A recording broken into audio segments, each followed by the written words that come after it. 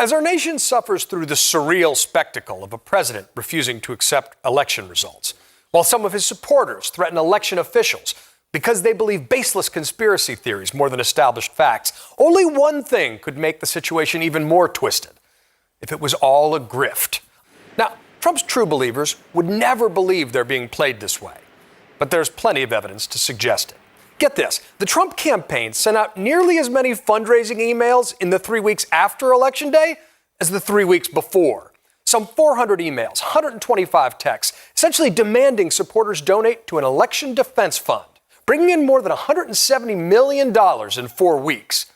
Now, if the term grift seems unfair or unkind, you might want to read the fine print, because it says that most of your donation doesn't go to the recount effort at all. It goes to a new political action committee that can use your money to pay down any Trump campaign debt, finance Trump's future political adventures, including staff and travel, and a possible 2024 run.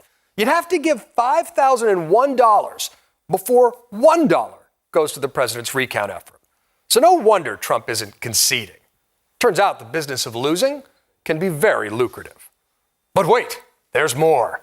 A new lawsuit alleges the Trump campaign funneled more than $170 million through firms headed by former campaign manager Brad Parscale. The accusation is that it was effectively laundering the money to mask payments to contractors and advisors, including presidential daughter-in-law Lara Trump and Don Jr.'s girlfriend, Kimberly Guilfoyle. The best is yet to come. Yes, it is, because we haven't even gotten to the $800 million the New York Times reports the campaign torched in 18 months, including $11 million on Super Bowl ads and 6 figures on a copy of Don Jr.'s book Triggered, which helped propel it artificially to the top of the bestseller list.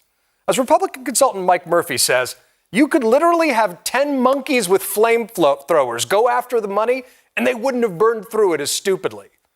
But this is just par for the course in Trumpland. Remember Trump's former chief strategist Steve Bannon, arrested in August on a Chinese billionaire's yacht, indicted for raising and then allegedly misdirecting donations for a campaign called We Build the Wall. Ivanka Trump now giving a deposition in a case alleging the Trump inaugural committee abused more than $1 million of the nonprofit's money by grossly overpaying for event space at the Trump's Washington hotel. And newly unsealed court documents showing that the DOJ is investigating the possible sale of presidential pardons. We know they've made a ton of money off the presidency, including at least $1.2 million of your tax money to Trump property since 2016. So there's every reason to believe they'll continue to try to profit off political divisions in the years to come.